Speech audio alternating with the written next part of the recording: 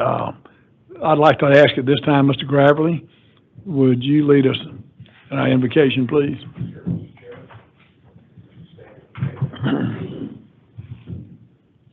Father God, we thank you so much for this beautiful day. Thank you so much for the blessings that you bestowed upon our state, our nation. Lord, as we deliberate how we can make our state better and serve the citizens of this great state, I ask that you give the leaders wisdom and direction. Father God, give us wisdom and direction. Help us to execute things with humility. Father God, we just thank you so much for the gift of salvation. I ask that you would bless each and every family represented in this room. I ask these things in Jesus' name. Amen. I pledge allegiance to the flag of the United States of America and to the republic for which it stands, one nation, under God, indivisible, with liberty and justice for all.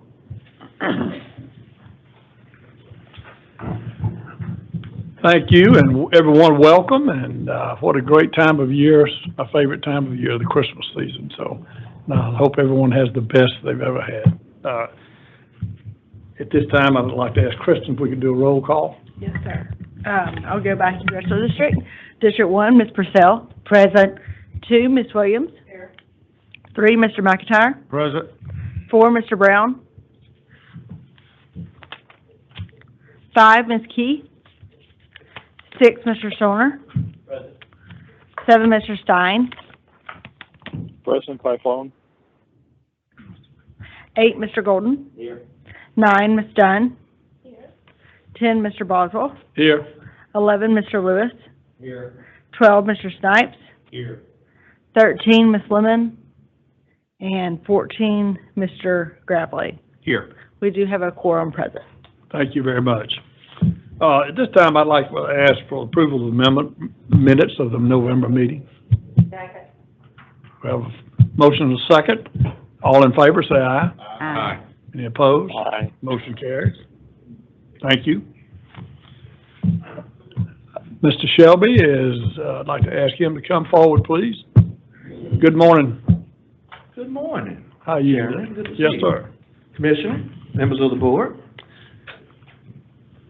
I am here and happy to present that we have a January letting, and we'll go through that January 2026 letting. Before we present January 2026, here are the current FY 2026 results. We've let a total of 156 projects. This chart shows the number of projects by improvement type. The value of these 156 projects is approximately $1.6 billion through the November 2025 bid awards. Of the 156 projects, 151 were GDOT let with an approximate value of $1.58 billion, and 5 are local let with an approximate value of $13 million. This chart shows a dollar amount distribution by improvement type, with road and maintenance projects making up the bulk of those types. Here are the results of the November 2025 lettings. Of the 29 GDOT let contracts that were presented to the board, 28 were awarded and 1 was rejected. Now I'm going to discuss the projects we have in January. We have a total of 11 projects this letting. All are GDOT let. The next slide shows those 11 projects arranged by congressional district. And here are those projects.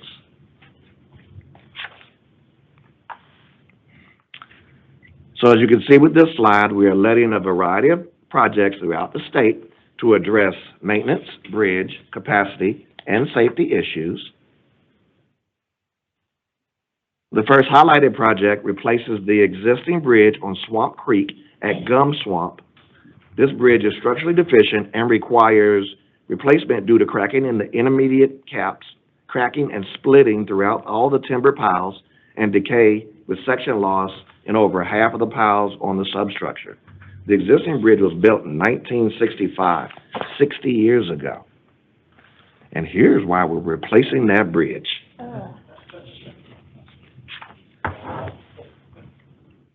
The next highlighted project focuses on improving traffic flow and safety at the I-16 eastbound exit ramp at Chatham Parkway. Currently, the ramp has 2 lanes approaching the intersection. We're proposing to expand that to 4 lanes which will help reduce congestion and make it easier for vehicles to move throughout the area, especially during peak travel times. In addition to widening the ramp, we'll make some changes to the pedestrian island to improve safety and accessibility. The right turn lane from Chatham Parkway onto the I-16 eastbound on-ramp will also be widened to better accommodate turning vehicles. Finally, the traffic signal at the intersection will be updated to align with the new layout, ensuring that the signal timing and lane configurations work smoothly together. Oops. Yes. Next is a project that focuses on essential maintenance and concrete preservation along a key stretch of I-575. This work would take place between the Etowah River in Cherokee County and State Route 372 in Pickens County, covering approximately 11.2 miles. The goal is to extend the life of the existing roadway by addressing wear and tear before it becomes more costly to repair. This includes targeted improvements to the concrete surface to enhance safety, ride quality, and long-term durability. By investing in preservation now, we are helping to ensure smoother travel for motorists and reducing the need for more disruptive repairs in the future. This project supports our broader commitment to maintaining infrastructure in a cost-effective and proactive manner.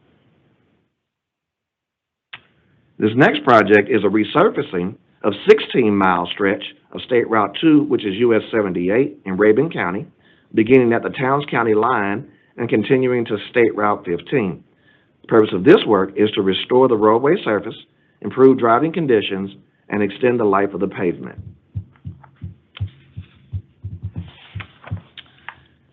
This next project is focused on improving a key stretch of State Route 211, which is within the town of Brazelton, covering parts of Barrow, Gwinnett, and Hall counties. We're proposing to widen State Route 211 from Pinot Noir Drive to State Route 347, expanding into a 4-lane divided highway. The new design includes a raised median for safety and improved traffic flow, along with shared use paths on both sides to support both pedestrian and cyclists. The east side will have a 10-foot trail along the entire corridor, and the west side will have a similar path from Thompson Mill Road to State Route 347. A major part of this project includes replacing the existing bridge over Duncan Creek. The new bridge will be wider and longer, with 4 lanes and a raised median to match the roadway design. The total length of the project is approximately 1.57 miles. As part of the improvements, the intersection Church Road will also be rebuilt to connect smoothly with the widened State Route 211. This project was actually advanced 1 year with State General Assembly funding and state motor fuel funding. This next project involves the replacement of the existing bridge over Salacoa Creek. It was to be upgraded to include 2 standard 12-foot lanes along with 10-foot paved shoulders on each side of the length for 700 feet. These wider shoulders will enhance safety for both vehicles and maintenance operations. To minimize disruption, we're using a stage construction approach to the job. The total length of the new bridge and roadway will consist of about 0.73 miles. The existing bridge was built in 1955, 70 years ago. And here's a ground view of that bridge that we replaced, along with some of the images of the structural deterioration.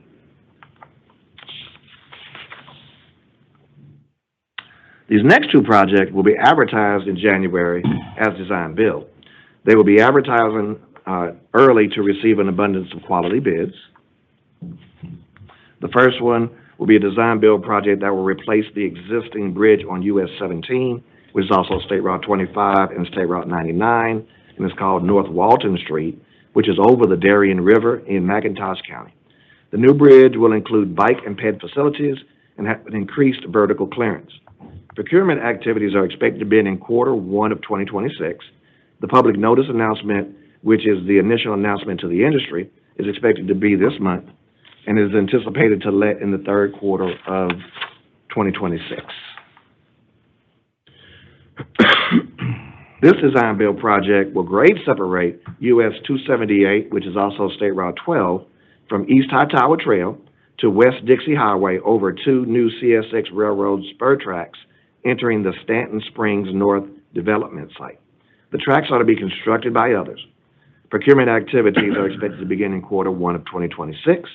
The public notice announcement is expected in January and is anticipated that it will let in the Q3 of 2026. So we have 11 projects for the January 2026 letting. All are GDOT lets. This chart shows the distribution by improvement type. The estimate of the projects in the January 2026 letting is approximately $117 million. This chart shows the dollar amount distribution by improvement type. I now ask for your consideration for approval of the proposed projects presented for the January 2026 letting. Thank you, Mr. Shelby. Could I get a motion, please, for approval? I move we approve the January letting. Could I have a second?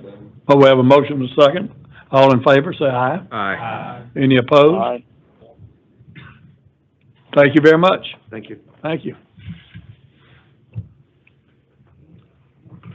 Mr. Markham, good morning, sir. Good morning, Mr. Chairman, Commissioner, and members of the board.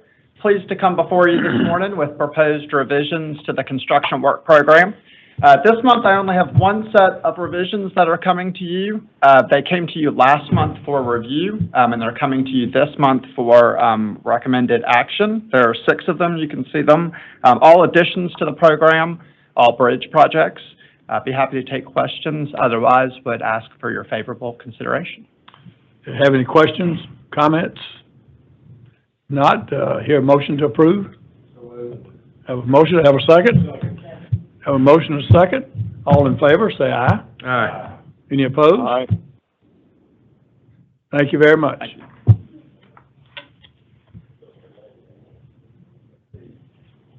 Mr. Commissioner?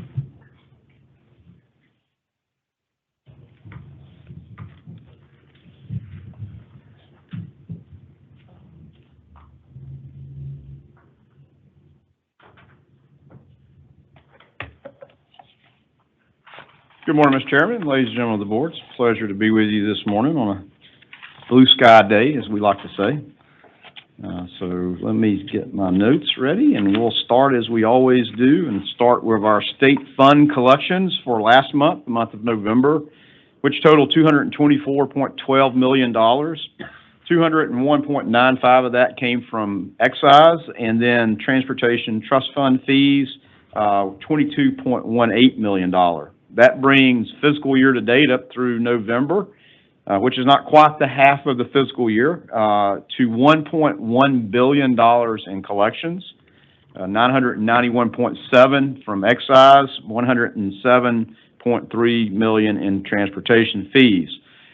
We always like to track how we're doing. Always good to know where we are from a revenue projection point of view to the reality. We're tracking right at $97 million ahead of where we were same time last year. So that's a positive trend. So keep driving, keep buying gas, right? Now, I do want to remind you, Albert hinted at this, that he was excited that we're having a January letting because, as we have told you before, with the federal uncertainty until Congress passed the continuing resolution, we were unsure about January.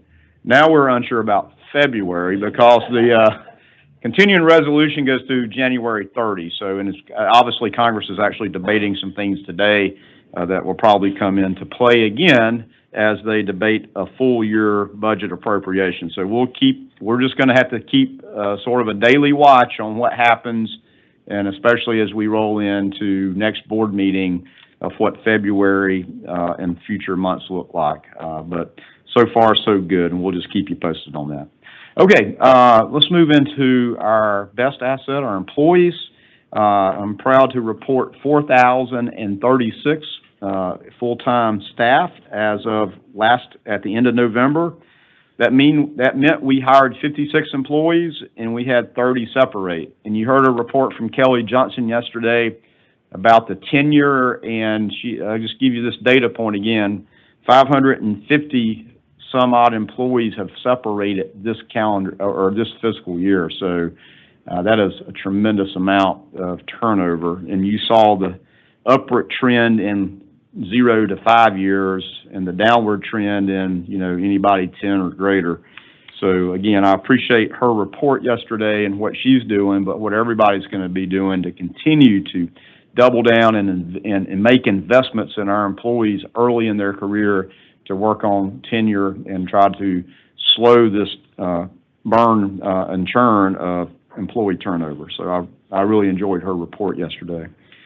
Moving into our procurement report, for the month of November, 127 professional services contracts were executed, valued at $38 million. And that brings us for year to date to 878 professional services contracts executed at a value of about $418 million. So again, all the work it takes to get projects ready to present to you to be bid and then managed through construction. So we continue to, again, rely on a lot of resources to help us deliver a big program. Okay, let me move into some projects that opened up to traffic last month. We'll start in Congressional District 1 in Long County, which is GDOT District 5, and this is US 84 Capital Bridge Replacement at Doctors Creek in Long County. The industrial company, or TIC, was the contractor that built this as a $6.9 million investment to replace the bridge on the right there. So glad to have that done. Also, now we'll move into Congressional District 3 in Troup County, which is also GDOT District 3. And I'm going to highlight two projects that were part of one construction contract. So we had two projects in one construction contract. And the first one I highlight is really an operational and a safety project. And when I say operational, for good reason. And this is two roundabouts at I-85 and Exit 2 in Troup County, which is State Route 18, and one roundabout at State Route 18 and State Route 103 in Troup County, which is just off the interstate. And so this is the gateway as you come into Georgia, but it's also the gateway for Kia Motors. And so just off the screen on the left side is Kia Parkway. So that's the main entrance on the western side, I guess, or southern side of 85. And so a very important project to Kia. And then the other interchange, the roundabout on the right, is there at State Route 103, which goes out to a lot of the Tier 1 manufacturers. So there's a lot of freight moving through this interchange. And so these roundabouts, just like we've deployed at the Hyundai side and like we've deployed at the Rivian side, actually have great freight operational benefits, plus the safety benefit that we get out of roundabouts.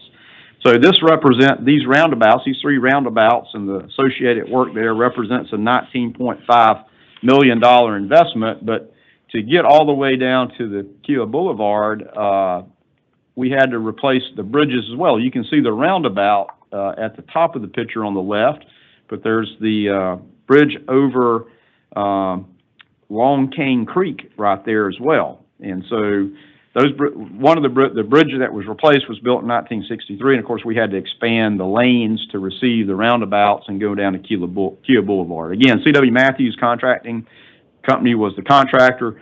The bridge investment here in this picture was about $8.2 million total investment. So that's almost $28 million total investment for safety, operational, and also updating our infrastructure there with new bridges that will provide a long-lasting, safe, and efficient route in and out of there at West Point. So glad to have this project behind us. And I know I've heard from our friends at Kia, and they're very appreciative of this project as well. Their just-in-time logistics is very important to them. And if you're stuck at the interstate ramps, that's not moving their commerce and their goods back and forth. So they're very appreciative of this project as well. Now let me move to Congressional District 1M8 because we're going to be in Bacon County and Coffee County. And this is a TIA project. And it consists of almost 3 miles of passing lanes on State Route 32 at the Bacon and Coffee County line there between Alma and Douglas. The contractor was East Coast Asphalt, and it opened to traffic on November 6th. It was a $7.5 million total investment with $1.1 million coming from the TIA region. So glad to have, again, a TIA investment on a state route, which makes a lot of difference. So certainly this project moved forward because of TIA that otherwise might have been delayed. Now, staying with projects open to traffic, I've actually mentioned this one to you before, but we reached another milestone of something called substantial completion in a design build project, and this is at our I-85 at North Druitt Hills Road interchange project.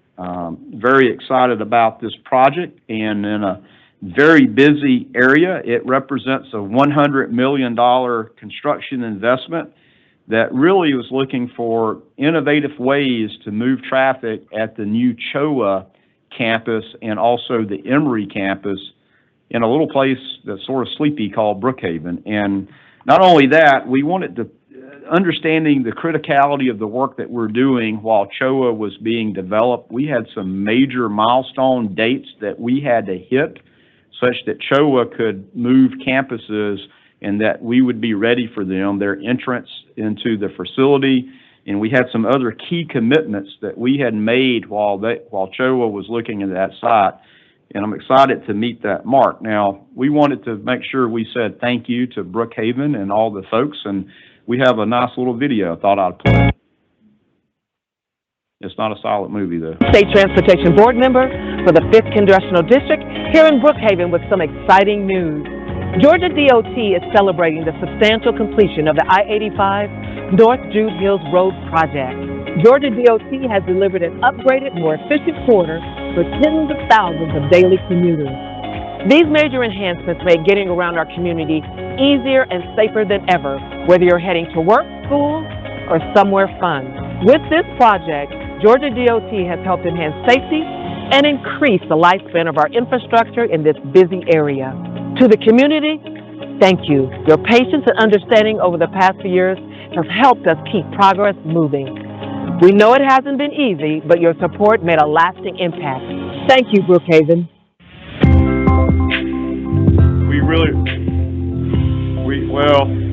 I was going to say, we really appreciate the free labor from Stacy for our communications team. So, checks in the mail for your contribution. So, okay. Listen. Again, this is a very innovative project. As you saw, the vehicles going to the left, it's called a displaced left. You're familiar with DDIs because we've been doing DDIs, and you're familiar with CFIs, but this is even different. It was sort of a half of a DDI, very innovative solution, and it's working very well. And I actually heard from CHOA, and they were very pleased with how this is operating to get people in and out. So thank you for that. And again, it's just sort of very rewarding, and this project actually won an award over at the Georgia Transportation Summit. But it's very rewarding when you're part of something that you know you're making a difference for something as special as CHOA, and that we delivered and we made our deadlines that they could be successful in something as important as that. And just this morning on the radio, I heard that Ronald McDonald House has moved onto the campus.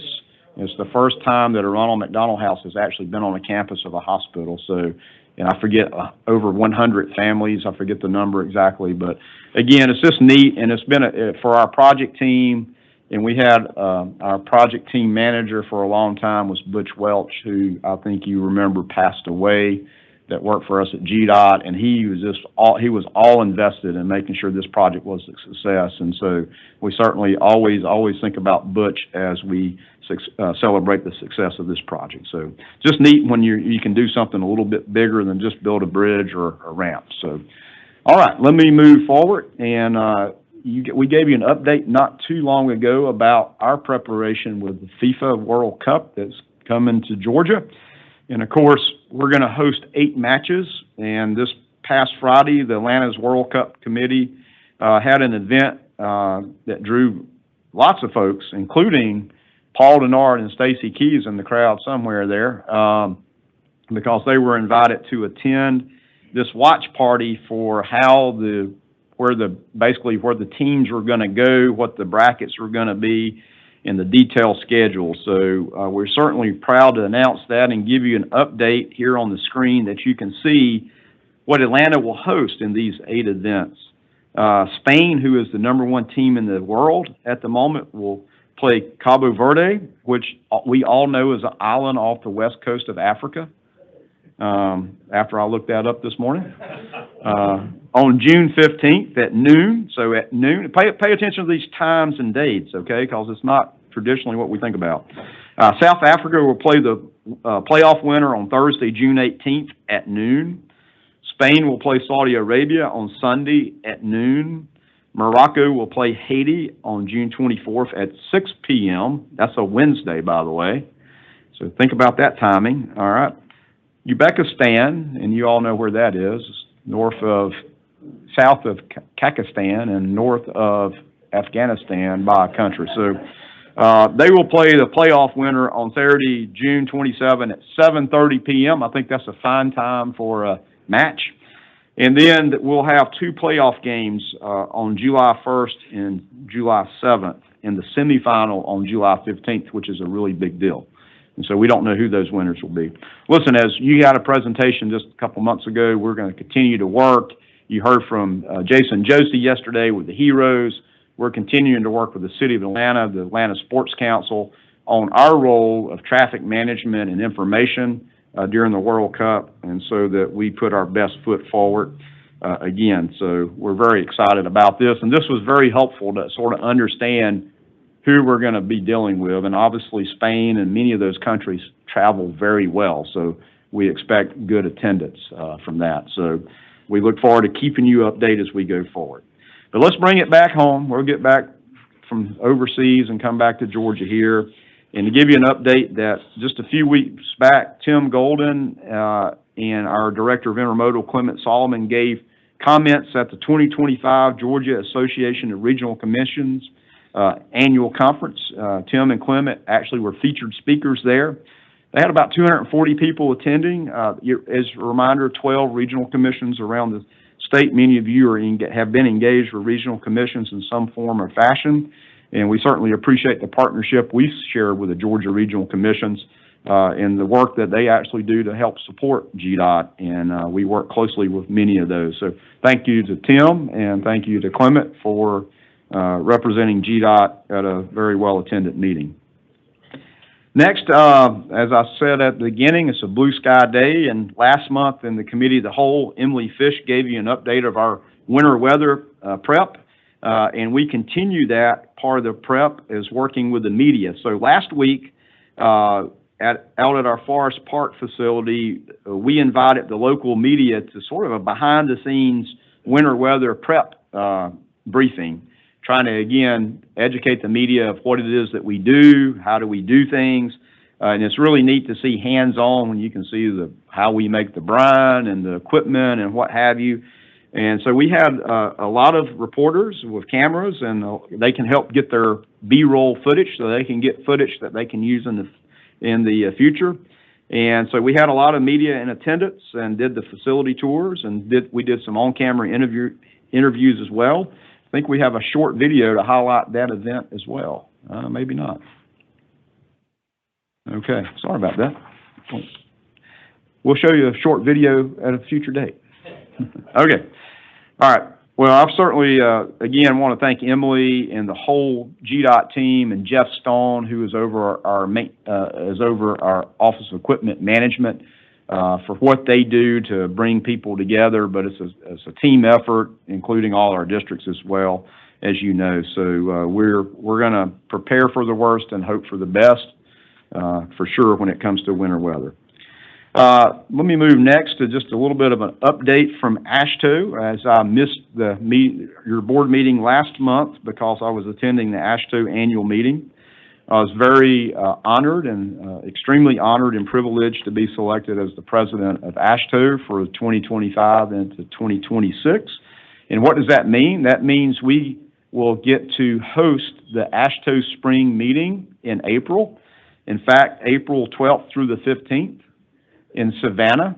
So we're going to have AASHTO in Savannah, and April 16th is our board meeting, which will be in Savannah as well. So we're going to piggyback your committee meetings with some AASHTO meetings, and then have the board meeting on the 16th, on Thursday the 16th. So stay tuned. We'll get you all the information and look forward to being back in the Savannah. And from all the other states, everybody loves to come to Savannah. So, Miss Ann, you roll out the hospitality mat, and we'll be ready. We look forward to hosting the AASHTO in Savannah in April. Now, one thing that each AASHTO president gets to do is provide emphasis areas for all the state DOTs to focus on, and Kristen has shared with you the presidential emphasis areas that I have proposed and brought forth to AASHTO, and I just wanted to highlight those a little bit because it goes hand in glove with what we're trying to do here at the state level, but how do we take this and move it to the national level? And I've kept it sort of simple, just sort of three things, right? Just three things. I'm simple. That's about as high as I can count sometimes. So the first priority for the emphasis areas is reauthorization, reauthorization, reauthorization.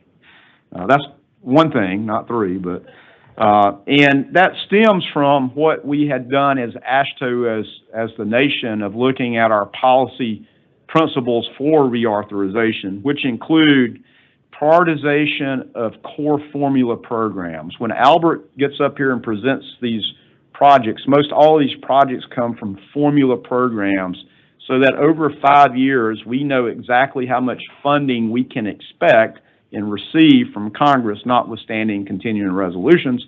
But it's very important.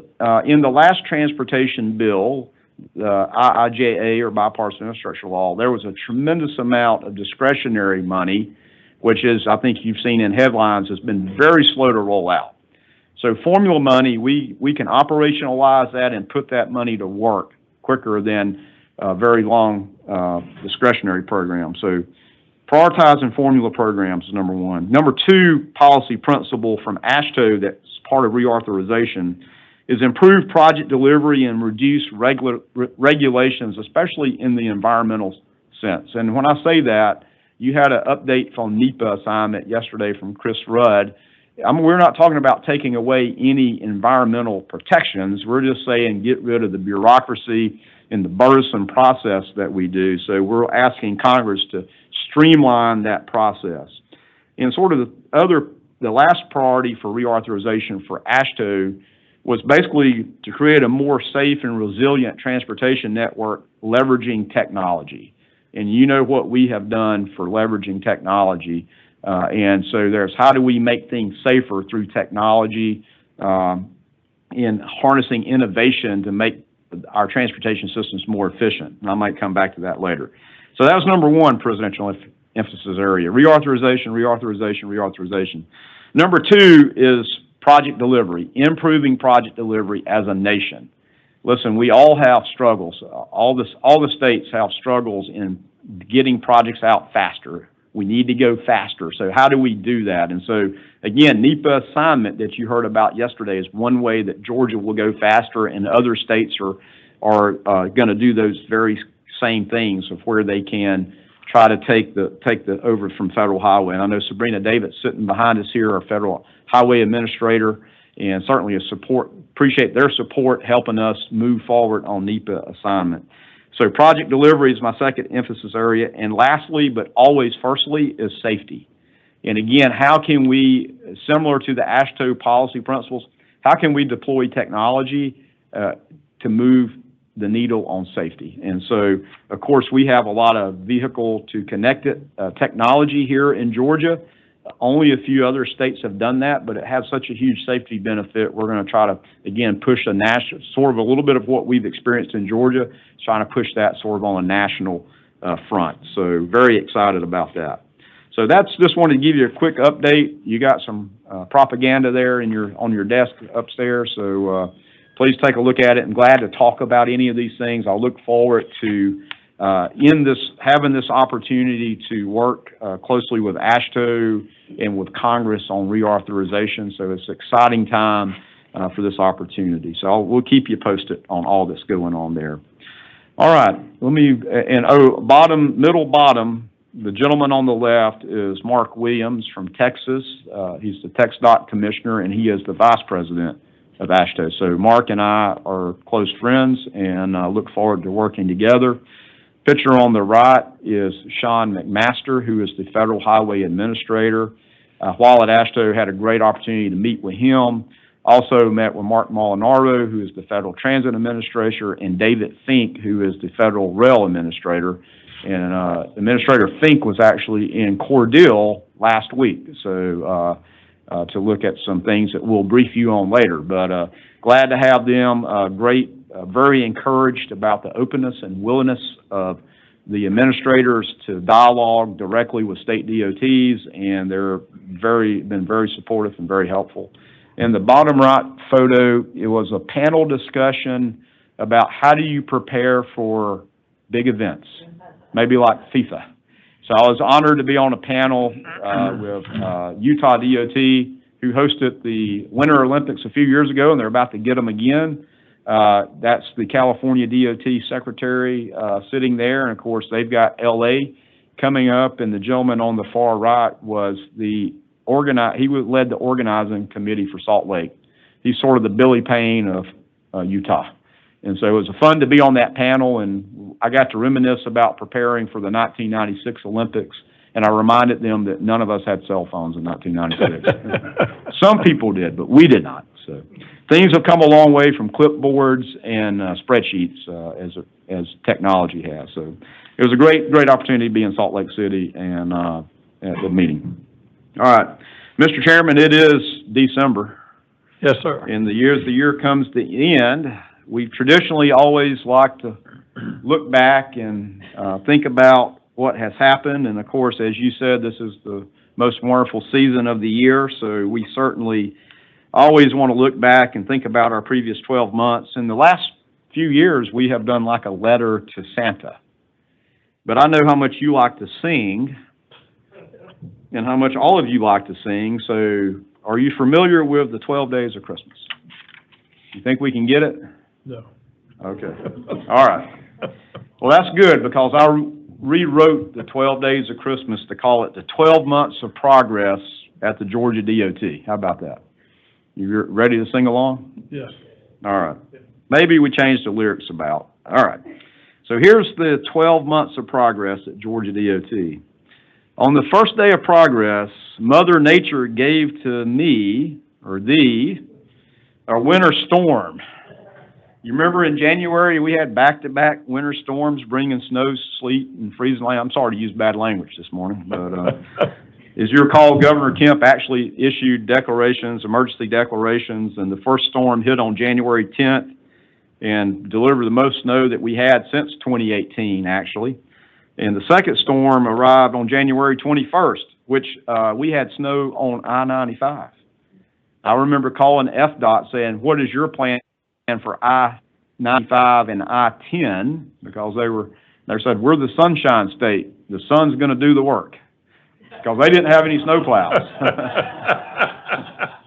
I told them, I said, that does not work well for us in Georgia, so we're going to be plowing on I-95. And a great effort, again, we redeployed people from District 6 and District 1, and they went south, and the people in Middle Georgia, Tifton, and they went south, and District 5 was plowing I-95, and we had weather like we've never experienced in coastal Georgia and in Tifton and Valdosta.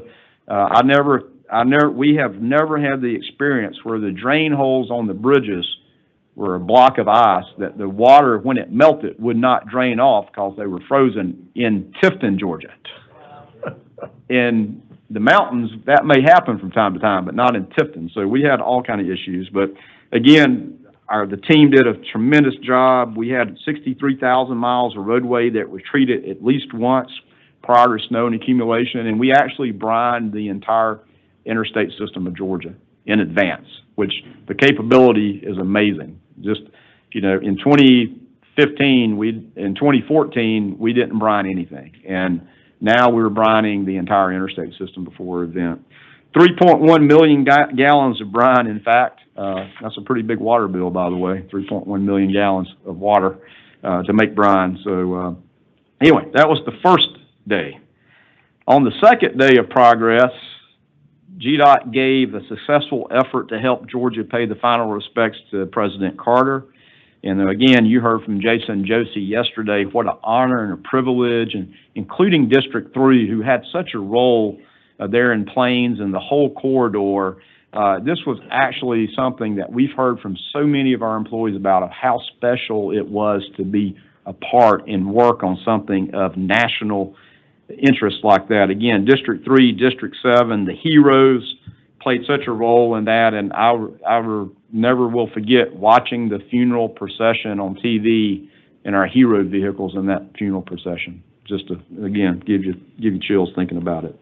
On the third day of progress, Georgia DOT gave to Georgia the department's largest intern class that we've ever had, with a record-breaking 879 applications submitted, 105 students that went to 7 districts and 14 offices across the department, representing 26 different schools and universities. And we're just very honored to have those, and that's our best recruitment technique, to get students in and put them to work so those numbers get better that I report on at the beginning of these meetings. On the fourth day of progress, GDOT gave to Georgia 136 acres of land to the Georgia Ocmulgee Mounds National Park. That was in July, if you remember that presentation. We donated the acreage that lies within the Ocmulgee River corridor. It represents the land that was historically occupied by the Muskogee, which is also the Creek people, before they were forced to the Trail of Tears that we remember. So again, meaningful part of stitching 136 acres back together to help this future national park. On the fifth day of progress, Georgia DOT gave to Georgia the Transportation Management Center for hosting a STEAM camp. That was back in July, where we had 70 young people participating through Georgia ITE that hosted the STEAM camp in partnership with Grady and the Art It Out Therapy Center. And we presented you a presentation on that. Again, reaching young people at an early age. We gave them all job applications and told them to come back in a decade. We'll be ready for you. So again, doing things over and above concrete pavement maintenance. It's amazing to see what our staff does to engage at so many levels and provide value to the citizens of Georgia, especially our young folks. So on the sixth day of progress, GDOT gave to Georgia the state's most influential women in engineering. In July, Engineering Georgia magazine named the members of the State Transportation Board to its list of the 100 most influential women in engineering in Georgia. And for the 8th consecutive year, I'm proud to say that Dana Lemon, Ann Purcell, Kathy Williams, Stacy Key, and Emily Dunn made the list. But also Meg Perkle, our chief engineer, Angela Whitworth, Janine Miller, Haral Patel, Kimberly Nesbitt, also made the top 100. But I would have to say that that list should be bigger than 100, because I believe all the women at GDOT should be on that list for the great work that they do. But congratulations to you for making the 6th day of progress. On the 7th day of progress, GDOT gave to Georgia projects and programs that were funded with the department's amended FY25 budget. For the second year in a row, Governor Kemp put in his budget state general funds totaling $1 billion to the Department of Transportation to bolster our investment. We've stood here many times and talked about the inflationary costs that have been very real in projects that have had certainly an impact from us to be able to advance the projects when we have them ready. But again, with the governor's budget and the strong support of the House and the Senate, that budget was passed. And I might remind you that very importantly out of that was $200 million that for something that did not happen in 2025 but 24, but still went through 2025, and that's Hurricane Helene cleanup. That $200 million kept our maintenance budget operational. That otherwise all our money would have gone to Hurricane Helene cleanup, and we would not have been able to do maintenance around the state. For that, I am certainly thankful for Governor Kemp's leadership to recognize that in the budget. And again, Speaker Burns and Lieutenant Governor Jones for their support of keeping our budgets where they were so that we were able to do the hurricane cleanup, but also advance so many projects, including $500 million or $500 million in freight investment again, which will be projects that will come forward next year. So very excited for that. So on the 8th day of progress, GDOT gave to Georgia the ITS World Congress held right here in Atlanta, where we hosted the world for the Intelligent Transportation Systems World Congress, who brought over 6,000 people, public and private sector people, together from over 63 countries and provinces around the world to advance safer, smarter transportation and global collaboration. And it was a great opportunity. And in the photo on the bottom right, I think we've shown you before, but part of our experience was the Day One Deployment District to show the technology that exists today that we've already deployed of getting information in our car, the GDOT vehicle there. That's the tall guy, is Sean McMaster, the Federal Highway Administrator. The lady in front of the driver door there is Laura Chase. She is over ITS America. And then you can see our team and Sabrina David with Federal Highway. We did ride-alongs with not only Administrator McMaster, but also the Office of the Secretary's research team, who leads national research. And I can't tell you what an impact that made for them riding along, seeing the technology in the vehicle that shows the signal timing, when the signals change. If there was a pedestrian walking across the street, you got that in the car. We had a Hero vehicle replicating a school bus, so when the Hero truck put on its lights, you got the warning in the car that the school bus is stopping in advance of when you can see it. So this technology is real. I certainly applaud the efforts of John Hibbert and Alan Davis and Sam Harris and the whole team at our Traffic Operations Center for not just doing it. We didn't do this for this event. This is what we're just deploying statewide in technology. So we've talked about that a lot, but a real huge impact on USDOT and Federal Highway to see that the reality of what this technology can do today. So that was the 8th day of progress. So on the 9th day of progress, GDOT gave to Georgia the State Route 400 Express Lanes financial close. In August, we reached the financial close on the State Route 400 Express Lane project that gathered international, national, and of course local and regional media coverage. Funding for this project was made possible through the Transportation Infrastructure Finance and Innovation Act, the TIFIA loan to our partners, State Route 400 Peach Partners, received the loan, which was the largest TIFIA loan in USDOT's history at $3.89 billion. That's, again, single largest ever given to a borrower. Not only that, in addition to the TIFIA loan, State Route 400 Peach Partners was able to sell $3.4 billion of private activity bonds to finance the project, which was the largest municipal bond sale in the U.S. this year. And so, again, to give you some perspective on that, and not only that, of the $3.4 billion, it was overall double prescribed, so it was very competitive. So there was more willingness to provide bonding than what they actually needed. So almost over 2x. Secretary Duffy actually stated that this loan, the TIFIA loan, is an investment in getting America building again through the improved TIFIA program and innovative partnerships like State Route 400 project. We're reducing taxpayer waste, accelerating construction timelines, and help get people where they want to go safer and faster. So we certainly appreciate the Secretary's support of that.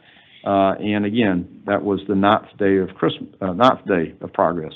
On the 10th day of progress, GDOT gave to Georgia a pair of P3 awards for the State Route 400 Express Lane project. So at the, I guess it's like Cousin Eddie, Clark, it's the gift that just keeps on giving, right? So the annual American Road and Transportation Builders Association's Public-Private Partnership Conference, GDOT won the 2025 P3 Champions of the Year for Innovation of the Year Award for the work on State Route 400. Also in November, the State Route 400 and the I-285 Express Lane projects won the P3 Bulletin's P3 Awards for Public Sector Promoter / Procurer of the Year, meaning we're the best public sector award. That's what that means. So we're certainly excited about that, and we look forward to next year announcing the winner of the 285 Express Lane project. So more to come on that.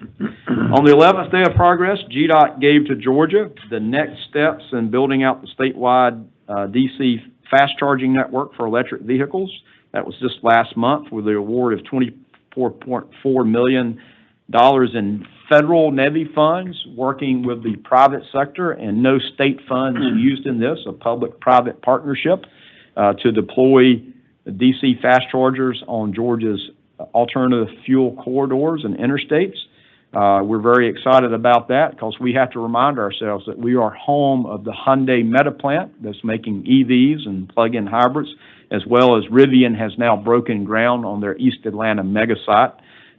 So Georgia is in the EV business for sure, and we'll have the infrastructure ready to go as vehicles are continued to be produced. So on the 12th day of progress, GDOT gave to Georgia recognition from across the country and around the world for our projects and programs. So each month I try to highlight those awards and recognitions that we get, and you can see from the screen that there's so many things of national importance and international recognition that we received. By no means this is a complete list, but it just reminds you that's a lot of good work that's going on throughout the year that deserves to be highlighted when we have the opportunity. So let me also thank you as the State Transportation Board for your guidance, your leadership, and your support over the past 12 months. And I didn't make you sing, so thank you for that. So again, the 12 months of progress, Christmas Carol, you've got it. I can give it to you in print if you want to sing it yourself. But I have to give Scott Higley the credit for putting this together. You know I'm not that creative, so certainly want to give him and his team the credit for putting together the 12 months of progress. But he gave us a little fact, and so I know facts are important. And in the original 12 Days of Christmas, there were 364 gifts given. So if you add up each of the 12 days, 364 gifts were given over 12 days. In addition to the lords a leaping and the maids a milking and the ladies dancing and gold rings, there's lots of birds, French hens, calling birds, geese. And so we assume there was a lot of bird seed and probably a lot of cleanup after that was over. So anyway, but I believe our 12 days of progress may be better than that. So, and again, the 12 months of progress would not happen without the 4,000 committed women and men of GDOT to make GDOT such the success that it is. But we're not content. We're going to continue to go into 2026 and try to do even better than we did in 2025. And with that, I wish you all a holiday season filled with peace, love, joy, and warmth. Yes. So, thank you, Mr. Chairman. That concludes my report. Be glad to entertain any questions, comments. One thing I would like to say, I would just like to recognize Mr. McMurray, our commissioner, for the remarkable honor of being named AASHTO president. And let's give him a...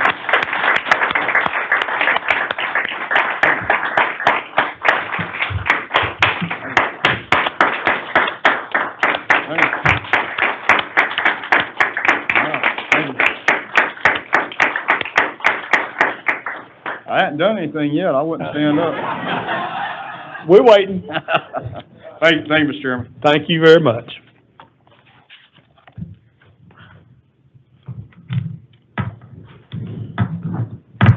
Mr. McIntyre, give us the Administrative Committee report, please.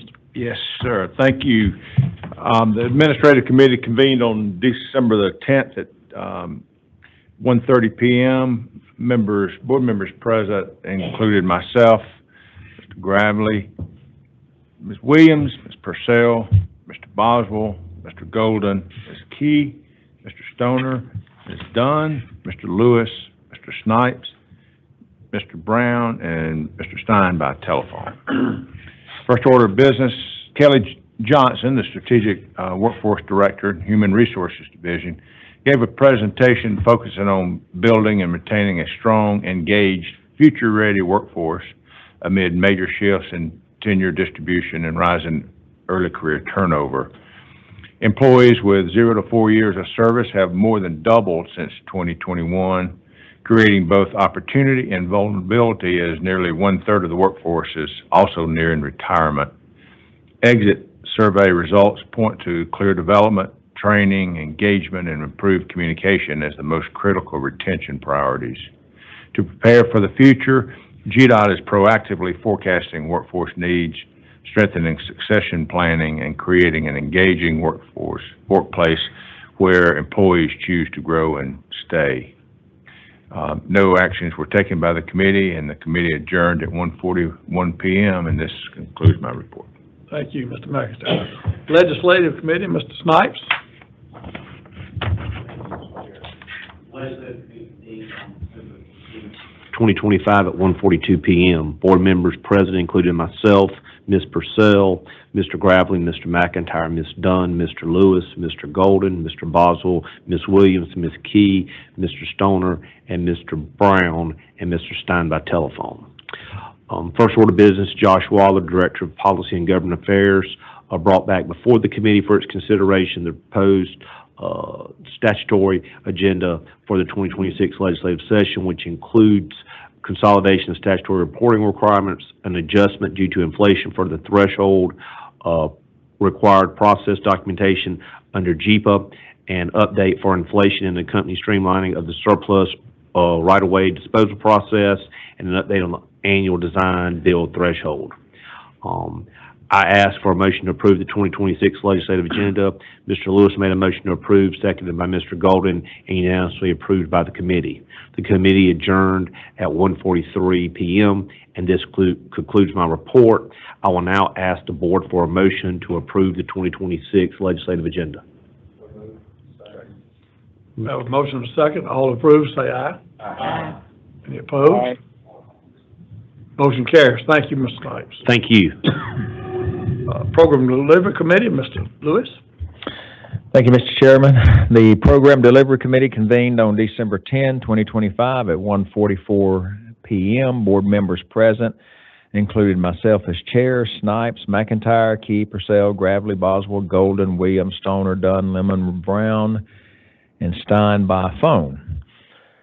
First order of business, Chris Rudd, Director of Engineering, presented GDOT's plan to pursue NEPA assignment under 23 U.S.C. 326 and 327.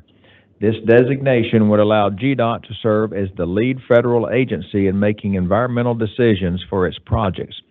He outlined the roles and responsibilities of states granted NEPA assignment by FHWA and highlighted the benefits GDOT expects once the process is complete. Chris also emphasized GDOT's prior experience as the sole decision maker under JEPA and its coordination role through the Interagency Office of Environmental Quality, noting that these factors position GDOT well to assume NEPA assignment. No actions were taken during this committee, and the committee adjourned at 2:11 p.m. This concludes my report. Thank you, Mr. Lewis. I'll give the Committee of the Whole report. Committee of the Whole convened on December 10th, 2025 at 12:12 p.m.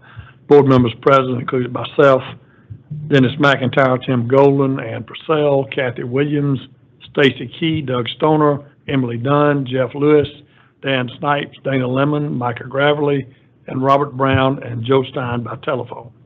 First order of business, Jason Josie, Incident Management Program Manager, provided a state update for 2025. First, Jason presented the history of highway emergency response operations and the Traffic Management Center. While speaking on the growth of the two organizations, he included history, statistics, technology, and the newly added Coordinated Highway and Maintenance Program, all of which make up a significant portion of the state's effort in quick clearance, crash response, and motorist safety. This includes the governor's proclamation of Crash Responder Safety Week. No action were taken during this committee. The committee adjourned at 2:35 p.m., and this concludes my report. Any new business that needs to be brought before the board today? If not, I want to wish everyone a very happy Christmas and New Year, and hope it's the best ever. God bless you, and have a great day. We stand adjourned. Merry Christmas to all.